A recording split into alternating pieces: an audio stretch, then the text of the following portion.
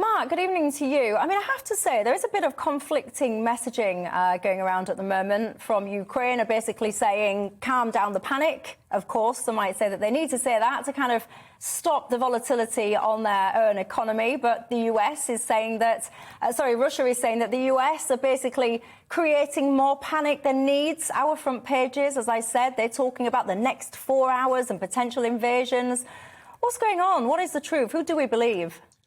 Well, there's no doubt the government is extremely worried, and they have reason to be because they've lived through this before. In 2014, Russia annexed Crimea. There has been a low-level insurgency happening in parts of eastern Ukraine and the Donbass region also for a number of years now, which has cost some 13,500 Ukrainian lives. So they have every reason to be concerned, even if outwardly they're trying to remain optimistic about the potential for diplomacy to win through here.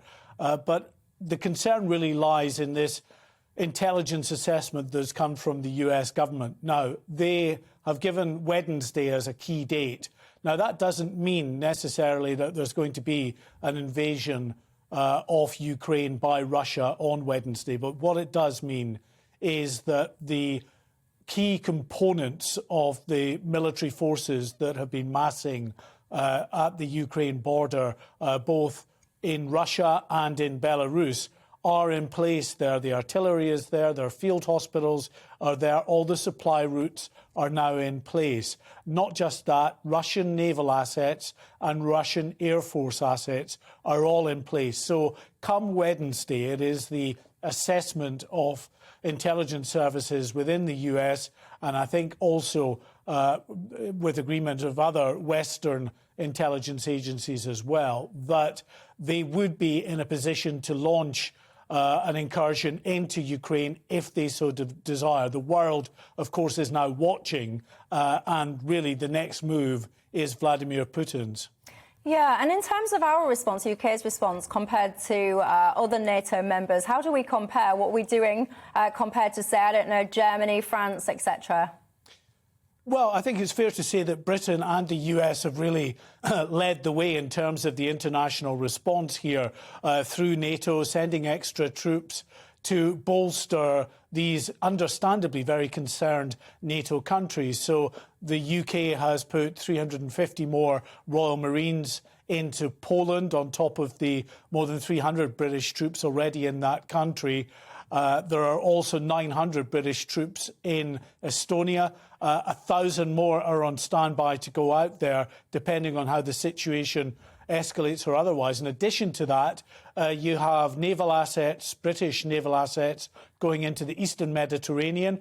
You have the supercarrier HMS Prince of Wales, which is part of the NATO battle group, heading up to Norway soon with more British and international naval assets and some extra British Typhoon fighters. So Britain trying to send out that message to its NATO allies in the region, as well as, of course, to Ukraine, that it is there, that it takes what is happening very seriously indeed, and is warning of very significant repercussions, of course, financially in terms of sanctions against Russia, but also giving that help and support to those NATO allies, because any conflict that breaks out in Ukraine would affect those neighbouring countries as well, with a refugee crisis potentially spilling out into those regions. There is a lot at stake here and a lot of potential for this to escalate to become a Europe-wide conflict. Yeah, I've got to say, Matt, you've led into my next question quite well, actually, because often I get viewers to this show messaging in and basically saying, they're not saying who cares, but I guess they're asking, well, why should we care? Because, you know, this is not, it's not happening here. Can you just help understand my viewers understand the magnitude of the impacts that could come our way if this does spill over into a conflict? Well, they certainly should care. At the very least, we should not be in a position in 2021 where an aggressive bullying state is threatening to invade its neighbour like this unless it gets what it wants at the negotiating table. That's what Vladimir Putin is doing here by demanding that Ukraine renounces its right to join NATO. It's never going to happen as far as the Ukrainians are concerned. And NATO, of course, it's a core principle that any sovereign nation, providing the conditions are met, should be allowed to join this defensive alliance. But apart from that issue of this aggressive and bullying country within Europe, there is the other issue of how it will affect the likes of energy prices. We know they're spiking already. And even though we don't get much in the way of gas from Russia, European countries, particularly the likes of Germany, do. So if there's a sudden cut-off or shortage of energy supplies coming from Russia, then everybody's scrambling after the same energy supplies that we rely on ourselves. That's going to push the prices up. Ukraine, it's been known as the breadbasket of Europe because of the huge grain production in Ukraine and in Russia as well. So those supplies dry up. Again, food prices are on the rise. And then, of course, there are many families throughout the UK who have people that are in the military, loved ones and friends who are in the military here already. Increasing numbers of UK military personnel are going out to that region. Many more will follow if Russia decides to invade its neighbour. Yeah, very brief final question. So very brief with your answer, just for time reasons, if you will, Mark. Am I right in thinking anyway that all this conversation about can Ukraine or will Ukraine join NATO, as I understand it, they can't join currently anyway because of this dispute?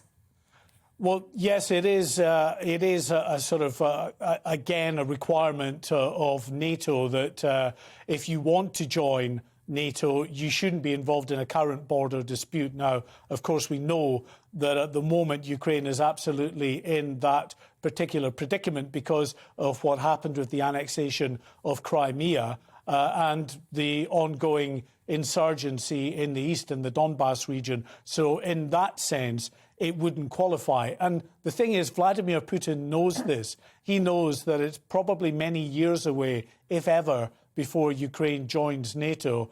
But there's more at stake for Vladimir Putin. There's the instability that this brings to his neighbour that wants to choose that democratic path. There's also, of course, the division he likes to try to sow within NATO itself, where you see Germany, certainly at the outset there, taking a different path from other NATO allies like the UK and the US.